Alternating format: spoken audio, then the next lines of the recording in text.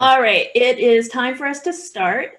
Ah, Welcome to the Future of Noir panel. We're going to be discussing whether the classic noir tropes are still viable. And you can see on this, well, maybe you can't see if you came in too late, but I did paste all of the websites of um, our panelists in the thing. I'll do that again so you can see them.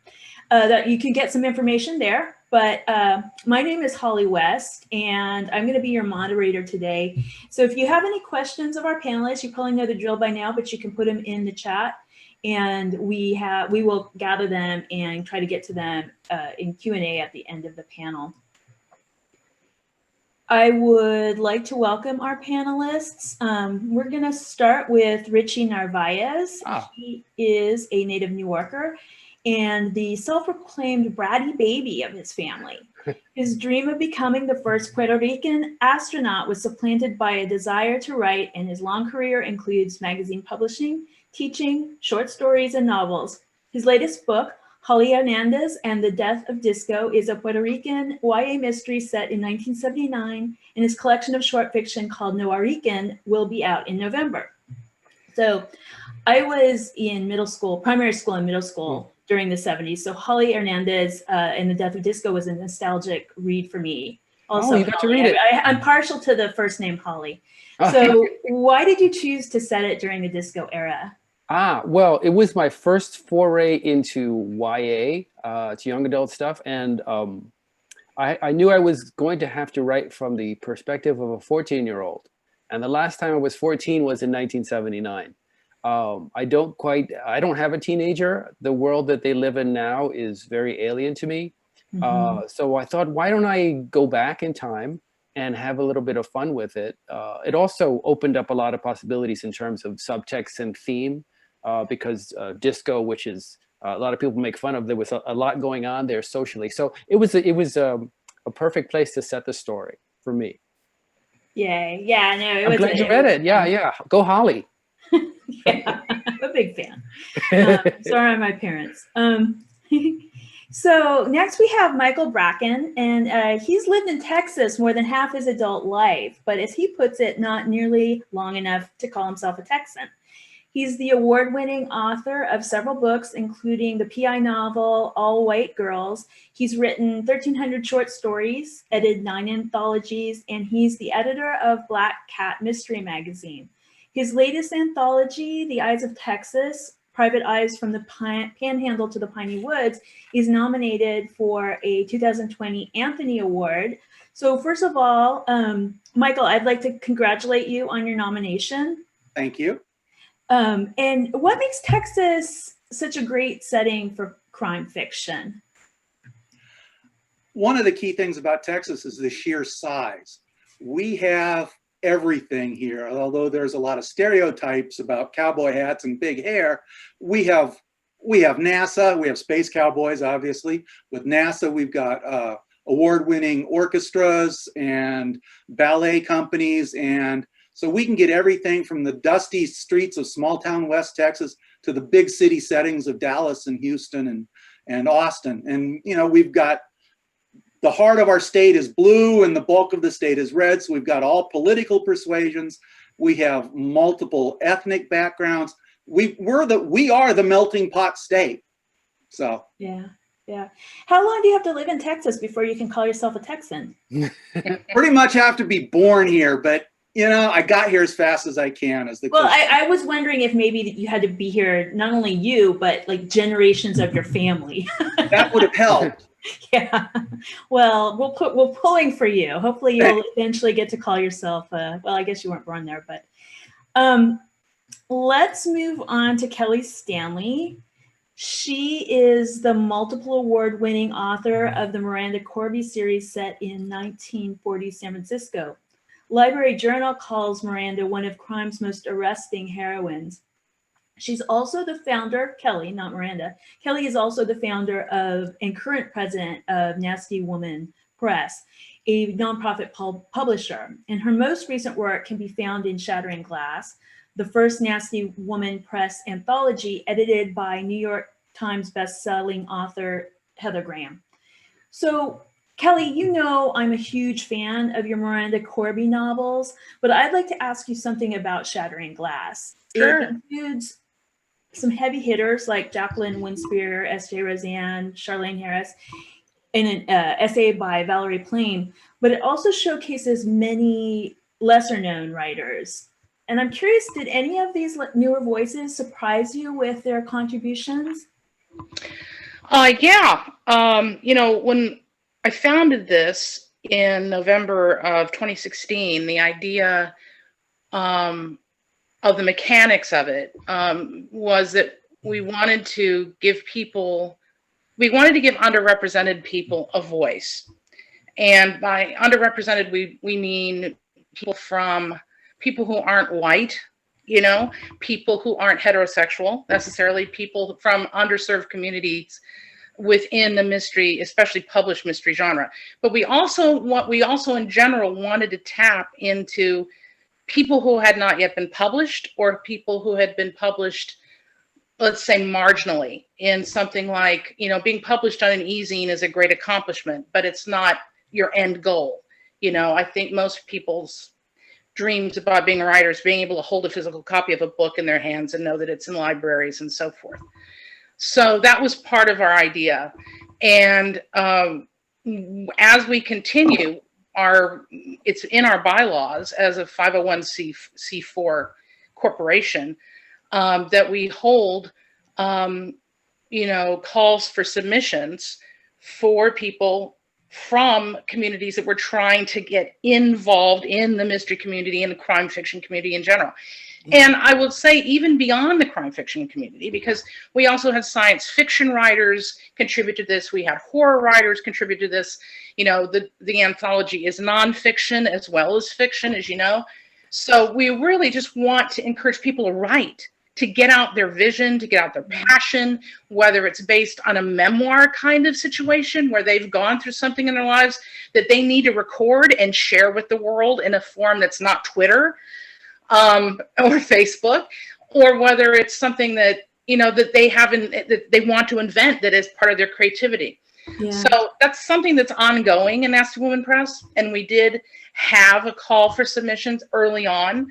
But most of obviously with the heavy hitters, it was an invitation thing because we knew we had to sell, and we have to sell this, the money's going to Planned Parenthood. So we wanted to raise as much money as possible. But yeah, some of the first time writers did surprise me. One of our MWA local members and board members, who happens to be an ace attorney, this is, I think, her first book published short story, really terrific, that she's known as Ann Abel on Facebook. Mm-hmm. Yeah, I knew who you were talking about. Yeah. So, and her story is terrific in Shattering Glass. And it was a real treat for me to be able to I did a lot of the hands-on developmental editing working. Oh, I know you did. I know how much care went into the editing of that collection. Yeah. So yeah, it was a real treat. And, it was really great to be able to sort of put on a different hat, an editing hat, and work with people like Joe Clifford, who's a friend, and he's also another faculty member at the Book Passage Mystery Conference. So I see him every year. I see Rachel every year, and we're faculty members, but then being able to actually work with them as editor and writer is a different dynamic. Absolutely. And it was really fun and challenging and very educational for me as well. Yeah, no, as Michael can probably speak to this as well. And I don't know, Richie, have you ever edited an anthology that was of a lot of stories? No, I've done poetry anthologies, but not a prose. No. Right. So, Michael has done obviously a lot. So, and I just did Murder at Go-Go's. So, yeah, I know you do learn a lot from what people submit. Oh, absolutely. Editing process. And I do have to call out, I think it may be, Tracy, I think, just posted that Rachel's story on our anthology is the best of the year. And I've been saying in every appearance we've made, and I may have even said that because I was lucky enough to have Alyssa Milano pick up our book, and we had an interview with her on her podcast. It was Barbara Boxer, Valerie Plame, and me. And Terrific. so I think I mentioned this on the podcast that Rachel's story, I think, should be required reading in America right now. That's how good it is. So Well, I do have the book, so I haven't had a chance to read any of them, but I will.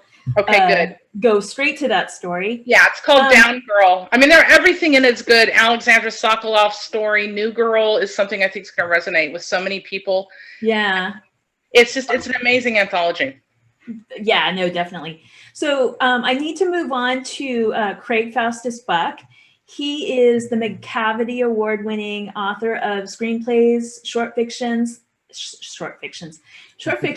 novels, and novellas. He's been a journalist, a nonfiction book author, and writer-producer for network television, and his long career even includes an Oscar nomination for a short film. His short fiction has been nominated for multiple awards, and his debut novel, Go Down Hard, was first runner-up for the Claymore Award at Killer Nashville. So, Craig, Go Down Hard is described as a noir romp. What's meant by that? And would you call it a satire of noir and PI fiction? No, it's definitely not a satire. I call it a noir romp because it's I think more fun than most noir, but as with any good noir, there's, all the characters are doomed. And I think it's because it's got a humorous edge in the characters themselves. They're just kind of wisecracking characters. And so that's why I think it's something of a romp. But yeah. I think of it more as neo-noir than noir because I try to go into the characters' emotions a lot more than traditional noir does, especially the female characters, because traditional noir tends to ignore women. What? You're kidding me. That is news. Ignore them. That is news to me. We might even talk about that a little bit in this panel. So I'll get on to our questions, which are kind of just all for, I wanted to give you a chance to talk about your specific projects, but since we're talking about a topic, I kind of will address all of these questions to everybody. Can have kind of a discussion. Let me get this over here. So noir is generally comprised of morally questionable characters whose quest to satisfy their desires lead them down a dark path, only to have their plans go awry. So the basic premise is that people are doomed by their own greed.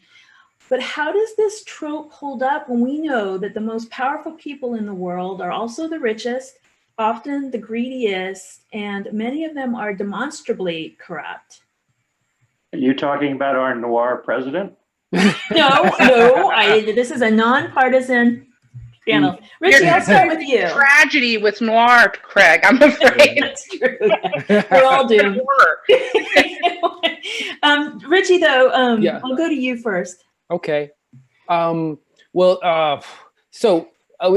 think there's a reason we're having this panel is, and I've been on, there was another panel I was on that was similar, and there were a couple of New York Times editorials about this. The world has been changing significantly in the last 3-4 years, and certainly the last 20 years. Our police have become more militarized. The idea of the American dream has been blown up. We know that it's not true. The idea of justice doesn't really work in our society. All these things are becoming more and more evident. So the thing is, crime fiction has always been kind of a fantasy. It's fantasy writing. This idea that, oh yes, I am an amateur, but I know more than the police, and I'm actually going to get up off my chair and solve this crime. And it's a sense of control of our lives. But I think what's been happening is all of us feel this profound loss of control because of what's been happening. Not to get political, but pretty much political. I mean, because of what's been happening. The laws don't seem to matter. African Americans just seem to get killed every day for no reason. Justice doesn't, the criminal justice system seems completely broken. So what are we doing? We're holding up these, these kind of sometimes things that feel kind of cute against that. The idea of noir, though, as opposed to hard-boiled or cozy, but noir, this idea that you're saying of greedy people who will get punished by the universe, basically, I mean, that's how noir is different than hard-boiled. It's not somebody who's coming out and saying, I have my own moral code and I'm going to solve this because the police refuse to or can't solve it. In noir, it's like, I'm greedy, and because of my greed, the universe is going to smack me down and destroy me. That's noir. But we live in a society where we see that that's not true. That if you're greedy, you actually, and you know, the Wolf of Wall Street, all this stuff, our president, if we're greedy, even going back to JFK, many of our presidents, they were heavy duty criminals. Their families. Well, greed almost seems to be celebrated in our culture. Yes, we're celebrating. Like the whole idea that, you know, what's wrong with wanting money? What's wrong with right. rich? So I don't know, I'm going on and on, but so I think that's why this panel is important, because we're wondering, well, what the hell?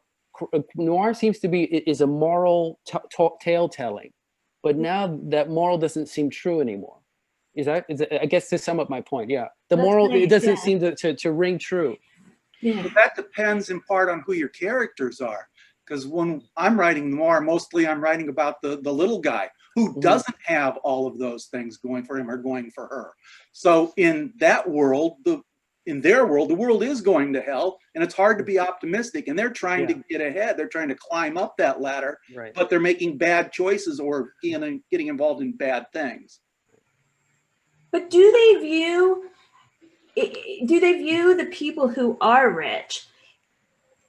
Do they have a reasonable right to expect that if they do morally corrupt things, that they could reach those heights? I don't know. You know, I'd like to interject that it's not only greed. I mean, if you look at Double Indemnity, it was love that got him in trouble. It was lust. Greed for it's different kinds of greed for. You know. Yeah, but I mean, you're talking about a guy who, but for the sake of love, basically committed murder and then ended up getting shot by the woman he loved and killing her. And then the end of the story, you don't know whether he's going to die or go to prison for the rest of his life. And that's kind of a happy story in noir. I mean, as James Ellroy said, you know, the point of noir is to make doom fun. And that's what The Postman Always Rings Twice does. You watch that movie, you read that book, and you were just swept along in this great tale of tragedy that is inevitable, and the inevitability of it is just fun.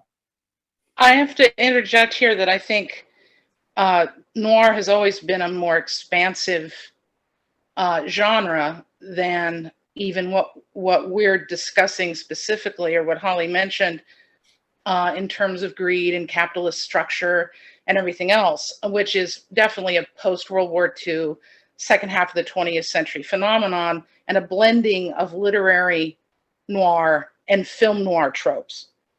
If you really think about it, noir has been in existence since people started to write fiction. You can argue that there are books of the Bible that are distinctively and noirish. You can look at Oedipus Rex, which I would argue from Sophocles' 5th century Athens is a very noirish tale of a man who is caught essentially in a situation. Does he make mistakes? Maybe. And he winds up fulfilling a prophecy, even though he is nominally trying to escape it.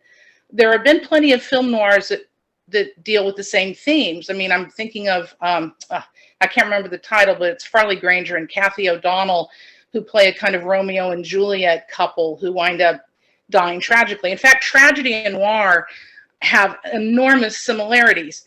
I think the thing that makes noir as a whole more distinct from tragedy is the idea that, yes, people are caught, but there's an illusion that they make some mistake, whether it's, as Craig said, from passion or love, or as Richie's talking about, greed, or another foible, a human vice that we all resonate with, that we all experience, and that we've all pretty much probably at one point or another in our lives have committed. So that allows us to have sympathy for those characters and actually have investment in what happens to them. And when they fall, we feel it. There are some noirs where you can root for the people who fall, but that's not really noir. Noir is more of a murky identification with the people who are being punished, in a sense. So it's one of the reasons why it's such an elusive subgenre to classify. It's related to hard-boiled, it's related to tragedy, it's related to a number of larger genres. But I would say that there are, as I said in the beginning, there are elements. The basic bone structure of noir has been around for a lot longer than our country. Oh, for sure. Yeah. No. Like the Roman noir is, definitely. Did anyone else want to chime in on this subject? I think we can go on and on about it. I'm interested in looking at the history of noir that Kelli just brought up, because what fascinates me about it is that it really began. Modern noir really began in the 20s and then again in the 30s with two waves of Jewish immigrants from Europe. And especially the wave that was escaping the Nazis came here and were brought here by Carl Laemmle and Paul Kohner and people in the film industry in order to escape what was going on in Europe. And in so doing, they brought this tragedy with them and went into this creative medium, and both in terms of novels and film, and found a way to express their cosmic karma by creating noir to show that evil does get its comeuppance, and that ill intentions are doomed. And that's really the basis of modern noir. I don't know. I feel like we're at a place where we want to believe that they are, that there will be a comeuppance, but sometimes it feels like there won't. And I don't mean that from a revenge type situation. It's just like this belief that good triumphs over evil, and sometimes, often you can't necessarily. That's well, not now you're talking about the future of noir. Oh. Well, that's the name of the panel. Michael, did you have anything to add? Oh, I'm sorry. I wanted to, going off of what you said, the idea, the thing is, so it's the idea of, like, even with poor people, that if this is your station in life. And so a lot of characters who aren't rich ones, they want to get above their station, right? They want to become rich. They want the beautiful wife. So they break the law. And noir teaches us, the lesson of noir is if you break the law, you're doomed. Right? But we know from real life that is not true. Yeah. But what we seem to be reinforcing to everyone who wants to leave their station is noir perhaps reinforces the status quo more than any other kind of crime fiction. It says, if you want to leave your station, you are doomed. Yes. There's no hope. Yeah. Yes. If you you brought that up in an email, and I thought that was a really good point. Like it's a cautionary tale. It's a cautionary tale. tale. The rich up here who are already rich, they're like the powerful ones.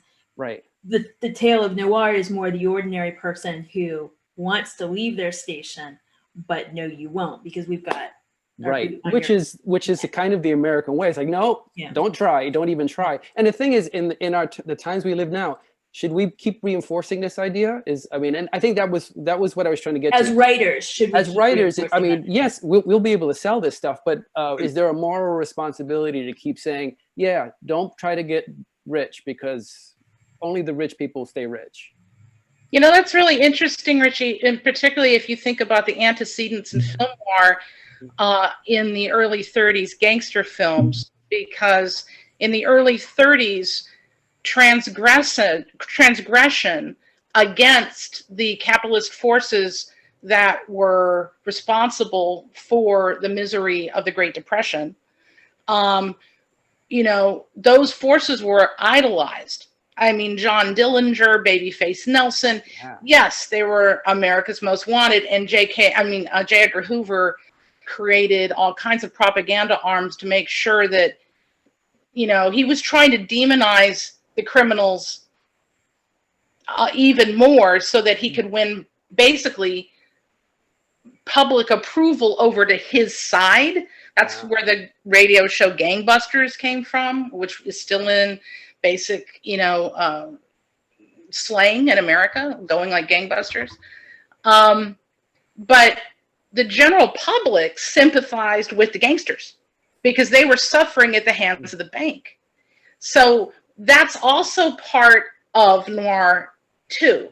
There's a big gulf between 1933's Public Enemy with Jimmy Cagney, and then I think it's 1953's White Heat with Jimmy Cagney. And what happened in between was World War II, and what we tend to think of as proper noirs was many of them were part of a bigger movement post-war to get things back in place to what they should be.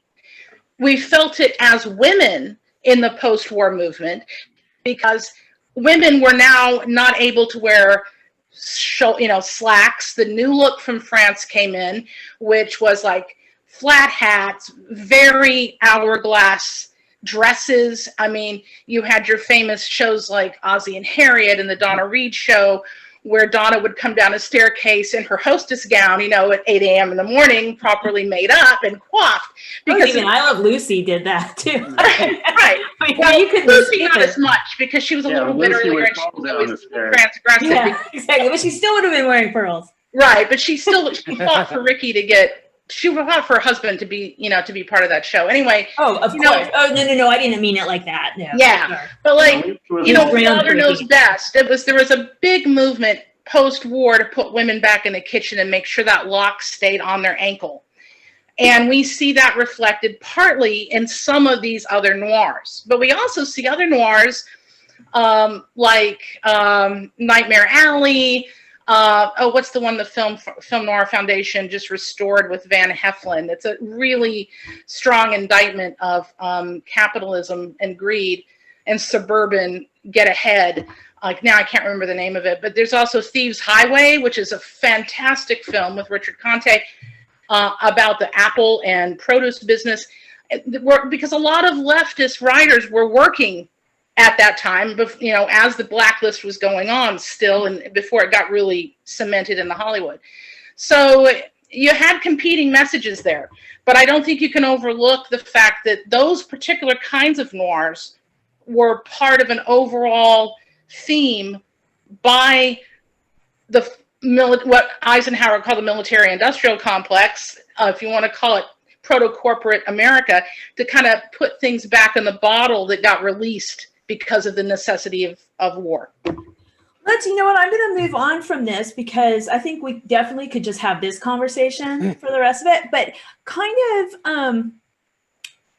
we kind of discussed this in that noir is kind of a broad thing.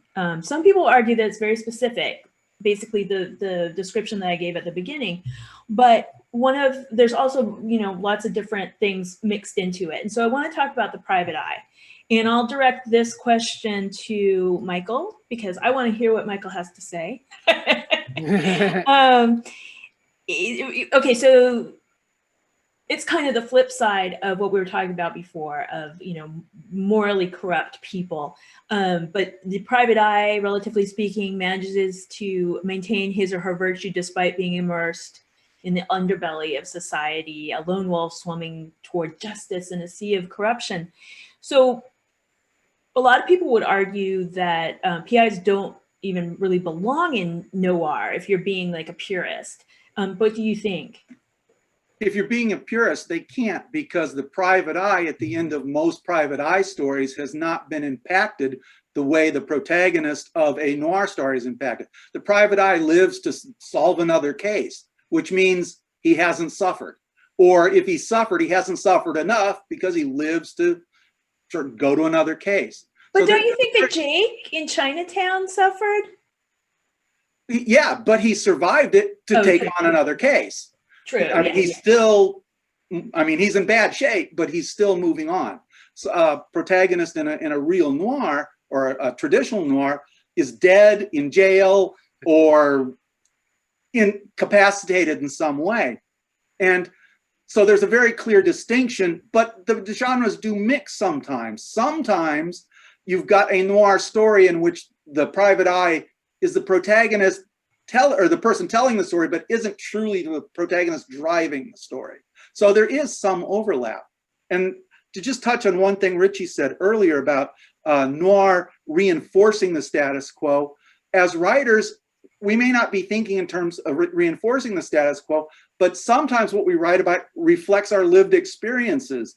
If you're raised well off in an upper middle class family, you have opportunities, you don't think of those bad things. If you're raised in a much lower class environment, and that's maybe your outlook, and it is reflected in the fiction that you write.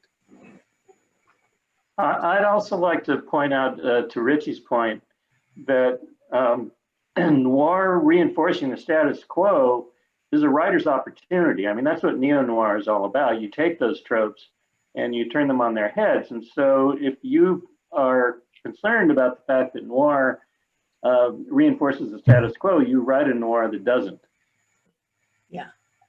Yeah, like it's in our hands. Yeah.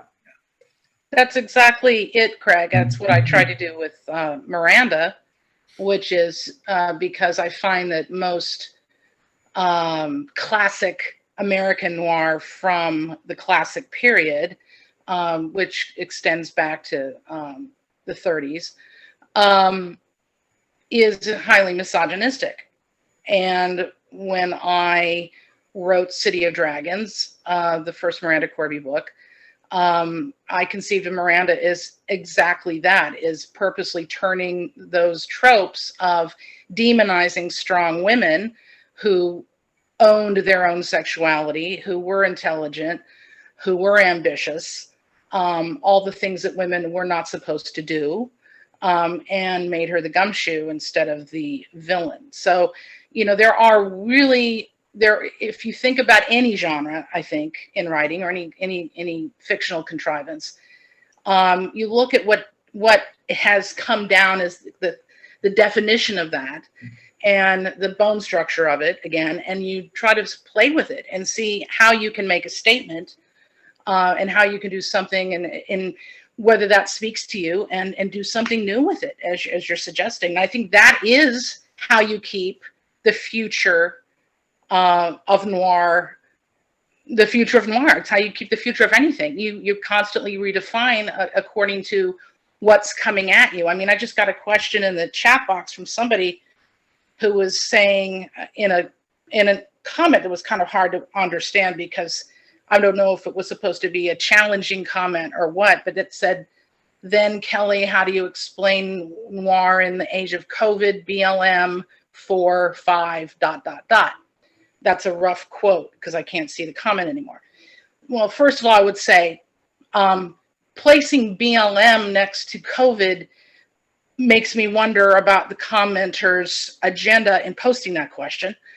2, I don't know what 4 or 5 is implying. If you're talking about challenges of systemic racism, that's different from BLM, which is a movement against systemic racism in this country. If you're talking about COVID, that is a once in a century global, hopefully once in a century, global pandemic that has been grossly mishandled by the so-called president of the United States, which is why we have the highest mortality rate in this country. Can you write noir under those circumstances? Damn right you can write noir under those circumstances. Oh, yes, you can. Yeah. I just want to say he has said it wasn't a challenge. He was talking about current events and 45 equals Trump. But I loved your comment. I loved your. Perfect. Thank you. Thanks for clarifying it. Yeah, it's challenging, but you know, I got to say, and this is being very honest, when Trump got COVID, I felt like the universe was writing itself. I really did. I felt like someone on some existential level, and I've been reading a lot of articles about physics lately because of particle theory and the idea of multiple universes, which is familiar to anybody who reads comic books. And, you know, the whole bit that we're coming toward this event horizon. Anyway, I just have to say that it felt like a noir action. It felt like one of those interventions where it's like, you're going along, you're watching this guy get away with everything. You're just waiting for something to happen, almost, Deus ex machina in a sense, because to Richie's first original point, we feel powerless for good reason. Yeah. But nature did something. Nature sent a fly to Pence's forehead. Okay, I want to move on a little bit because you touched on the femme fatale. Yeah. I want to hear what the guys have to say about this. So the question would be, is the femme fatale trope empowering to females or a harmful stereotype? Or does it simply depend on who's writing it or how it's written? And I would definitely want to hear what Kelli has to say about it, but I also want the guys to talk first. I think it can depend. I think it can depend on the writer more than anything else. And one of the things that's happening with noir as it changes is when we start having female protagonists, we have I don't know my French real well, but the homme fatale. So it's a male character who shifts into the role traditionally that the female character had in older noir. I think that it's also empowering. Go ahead. It's also empowering, I think, in the sense that if the femme fatale is driving the story, as opposed to just being decoration in the background, then I think that it's empowering to women. It shows that, whether they're evil or not, even that they do have some power to drive their own lives, and that, we men are just little tools that can be handled very easily, which is, a universal truth, I think. But do you ever see it as a man? Do you see it as like the vilification of a woman for being sexual, for being like I think that getting what she wants? I think that for any woman, I think that for any character, any antagonist in noir, you're going to be vilified if you're the antagonist, whether you're male or female. So I don't necessarily. If the woman is powerful, if she's the driver of her own actions. Well, okay, let me ask you this, all of you. Like Fred McMurray's character, someone brought in Double Indemnity, his character in Double Indemnity, and kind of portrayed him as a victim. And like he would not have gone down that path had it not been for Barbara Stanwyck. Well, he might not have gone down that path, but I would argue that he's not a victim. He was completely, if not a driver of his own misfortune, like the primary driver, he was ready, willing, and able. And so kind of it was going to happen to him, but it was going to happen to him no matter what. Absolutely. I don't think he was a victim. Yeah. I think he was just kind of a bad guy. Well, and Stanwyck is the one who realizes this guy is ready and waiting to pop. I can twist him like crazy. And in that way, the femme fatale is an empowering kind of idea because it's a very powerful female figure. And very big in the 1950s, and some people would say proto-feminist. But of course, she ends up being a killer most of the. By definition, the femme fatale is going to be the villain, is the one who leads the man to his doom. And certainly, I think when it was in the 50s and in a traditional mold, that's vilification. They're saying, stay away from the ladies, unless she's Mata Hari. Right. They're saying stay away from ladies who are in control of their own sexuality. Exactly. It's not stay away from ladies. It's staying away from women who are in control.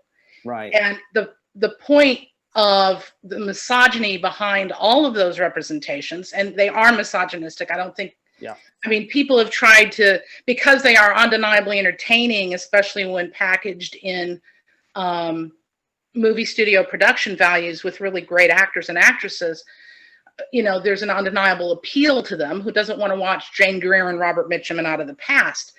But the problem is that every single one of those portrayals is misogynistic. There's no getting away from it, because women are evaluated essentially on one criterion, and the only criterion which society in America and in most other Western cultures over thousands of years have evaluated them on, and that is sexual desirability and whether they own their own sexuality.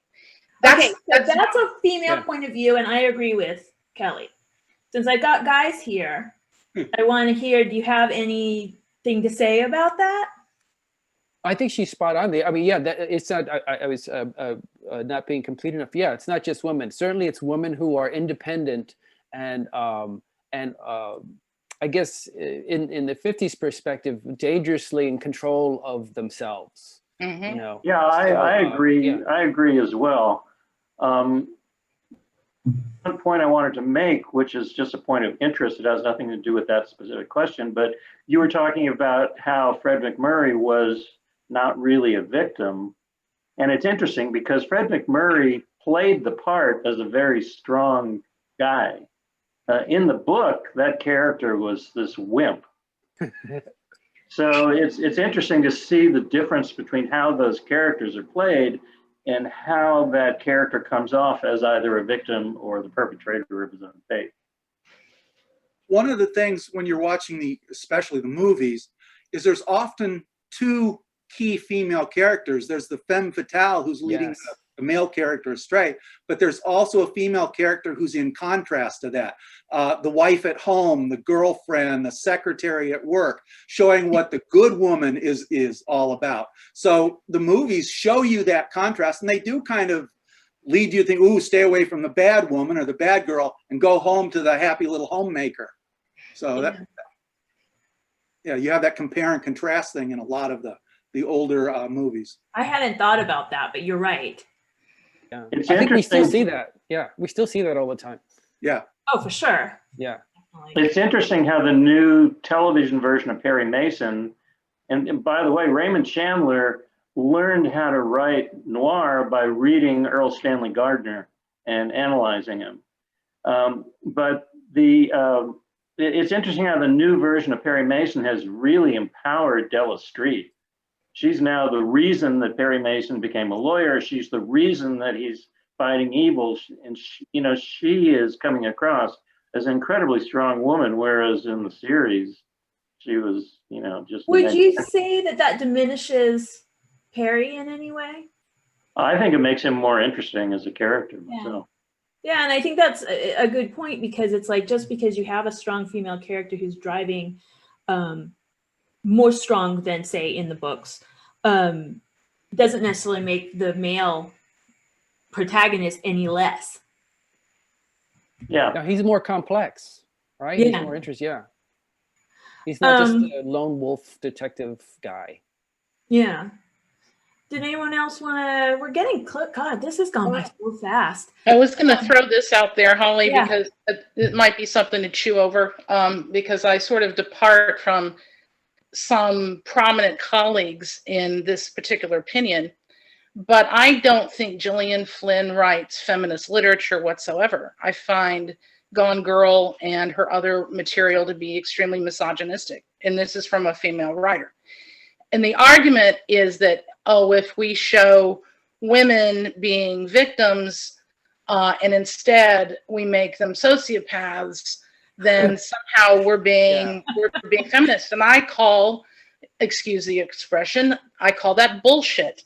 If you're going to write realistic fiction, women and people of color are generally the victims of most crimes. And I don't think that writing a sociopath in an interesting or captivating way is demonstrable credentials for your feminism. And what I've read that Gillian has written about in terms of discussing her books, I've vehemently disagreed with. So I'm just throwing that out there. And I also wanted to respond to somebody in the chat who mentioned African Americans or Black people being, Black culture in general being subverted and again ignored, shunted off in the post-war era, even more so than they had been leading up to the war. And I would say I would completely agree. I mean, if you think about pop culture, which I always look at in terms of American history in the 20th century as being the great window into what America was really like at any given time. It's the perfect time capsule for American life. You had Amos and Andy still on the air in the 1950s. And not only was it on the air and the radio still, but it became a TV show. I mean, there were, I think that's one reason why you see the civil rights, so many reasons, but why you see the civil rights movement blossom after the war, because you have this systemically, horrifically oppressed block of people who saw that they received more respect abroad when they were fighting in Europe than they did when they come back to their own country. And when there's an attempt then to put the bottle back, to put the cork back on the bottle, you're going to have an uprising. You're going to have a reality check. You're going to have a civil rights movement. So yeah, I agree with the comment, and I just wanted to put that out there. Okay, you've got some questions. Oh, go ahead, Richie. No. Go to the chat. People are waiting to ask questions. It's okay. Okay, so first question: if noir is really tragedy, how does the figure of the if noir is really tragedy, how does the figure of the detective fit into that structure? I kind of feel like we answered that. I mean, I can give a very quick response to that. As most people would consider the detectives to be hard-boiled and not noir. Right. And that's really the distinction between noir and hard-boiled detective fiction. It says earlier in the discussion you denoted, this kind of all goes the same way. Earlier in the discussion you noted that because the PI survives in Chinatown, it is not noir. Yet Marlowe and Raymond Chandler were also referenced as noir. Marlowe appears in multiple stories. What do you see as the difference? I think I just answered that. Yeah. And Michael spoke to it earlier. The private eye who lives is not, by traditional noir, he's going to fight another day, so it's not noir, it's hard-boiled. Right. Hard-boiled is like a modern Western. The PI is a liminal figure that exists outside of the boundaries of police and society, so they can go into both worlds, both the criminal world and the other world, the right world. And so they tread a fine line between that. They're just like the gunfighter in Shane. If you just put Shane in a modern dress and took him out of the West, Shane would be a PI noirish kind of hard-boiled film. Yeah. And I think your locker says, I think you're too hung up on putting noir in a box. And I do think that that's true. These types of discussions about what is noir, it's like, to me, it's a boring question, but at the same time, that's what we're here for. That's our job. Well, we're here to talk about the future of noir. Okay, so haven't gotten into that. Someone just said, could we please let everyone say where they think noir is going in the future? Michael, I'll start with you.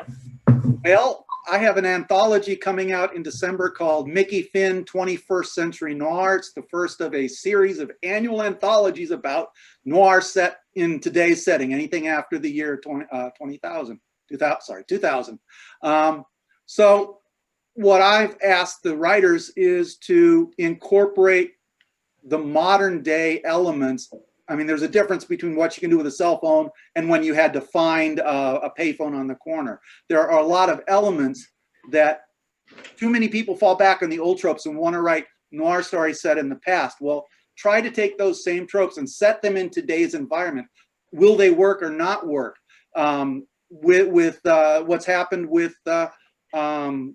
society, women and blacks and people of all races and genders, it's a whole lot different now. Can you incorporate those and still write a good noir story? And I think they did, and we've got an annual anthology series out of it. Did you see any differing themes, like more along some of the lines that we've talked about today? Like, so not just like the mechanics of it, but the actual themes that people discuss.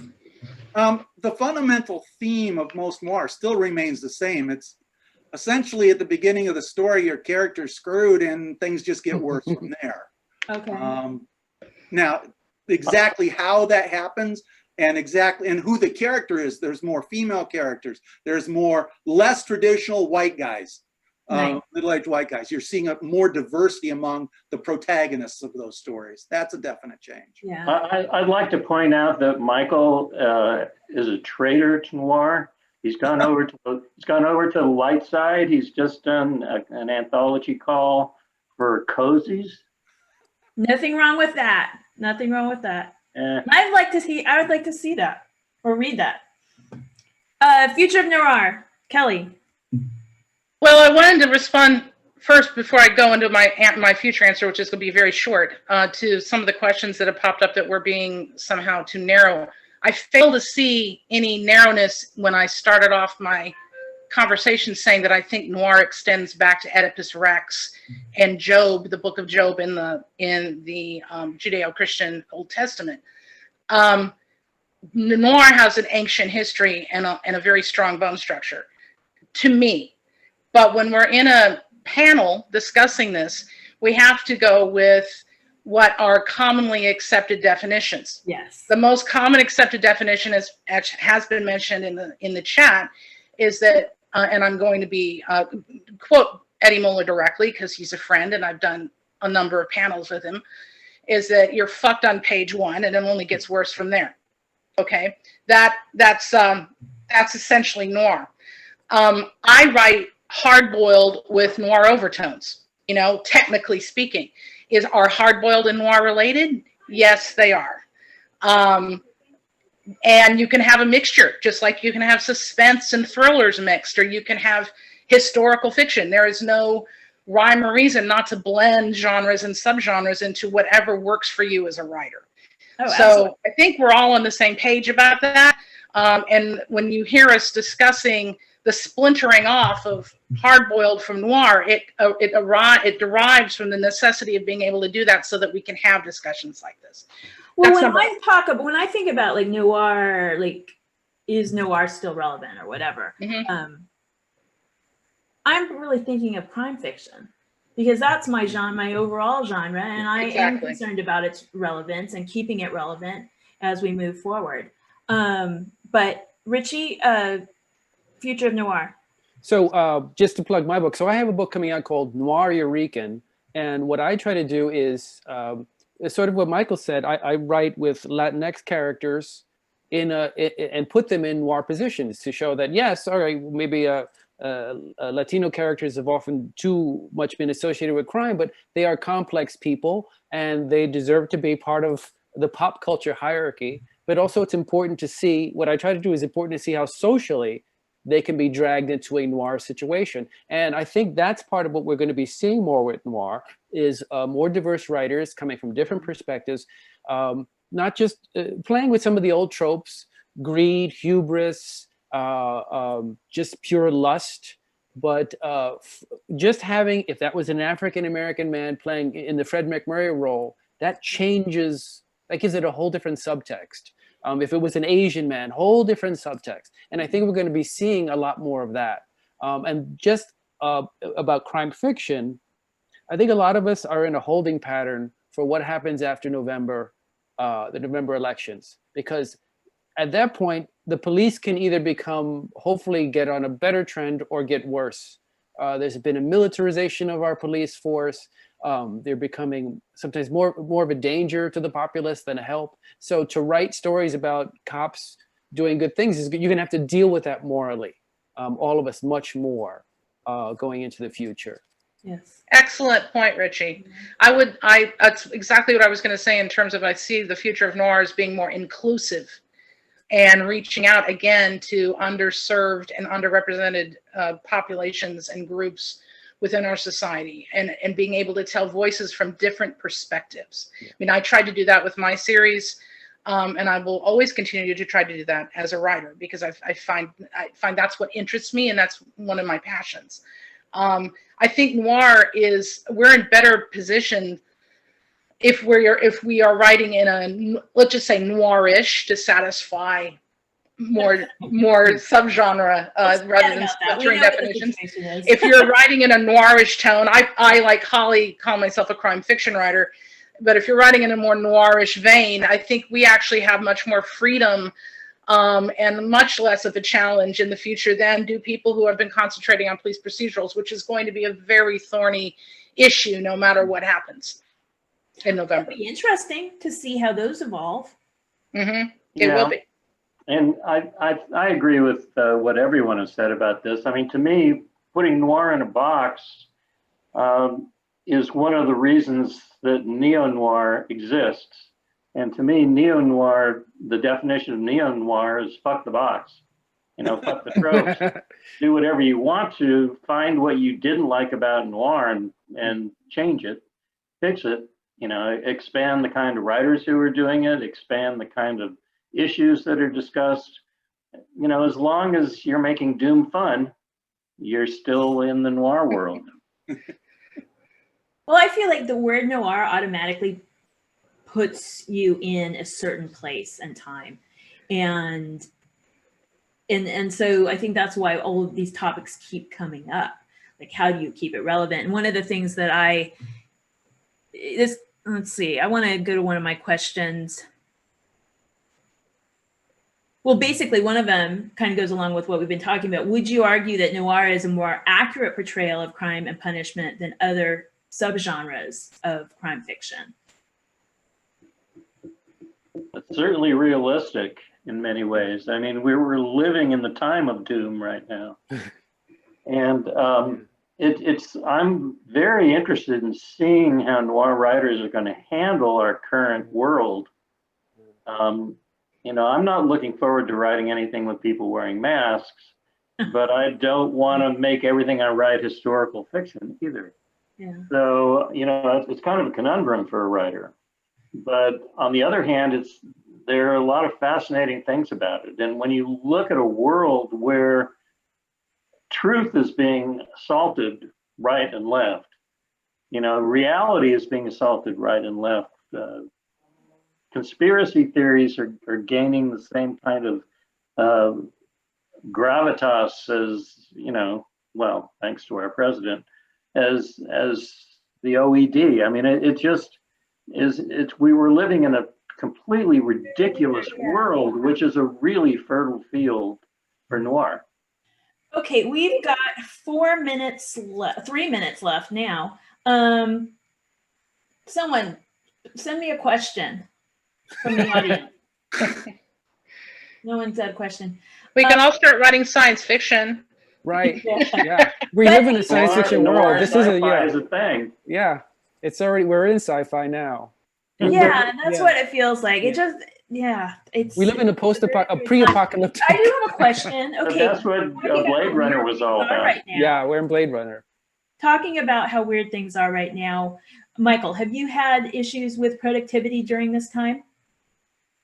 I did for the first few weeks of the lockdown. And then I realized if I shut off the news and didn't listen to it, my productivity's been fine since then. Good. And your state of mind. Yeah, my state of mind. Yeah. Kelli? What's the question? Have you had any issues with productivity in Oh! Yeah, let me pour myself a drink right now.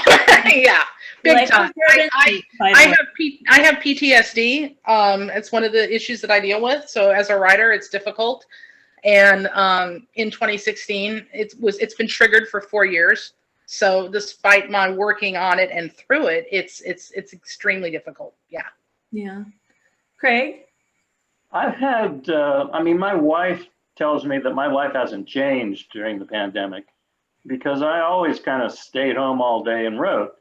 And I don't find that much difference except that I don't have as many distractions because I can't run errands anymore.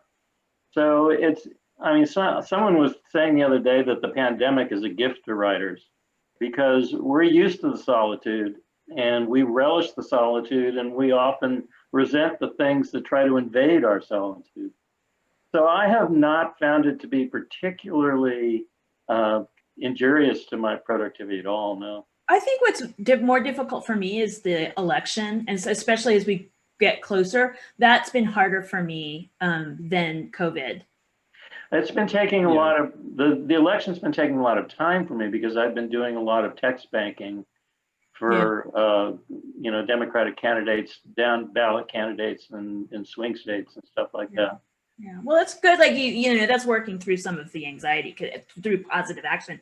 Richie, what about you? Oh, just like you guys are saying, like Michael, first couple of months, I just couldn't deal. It was too much. I was doing I do remote teaching, so I had to adjust. I did regular teaching, I had to adjust to remote teaching.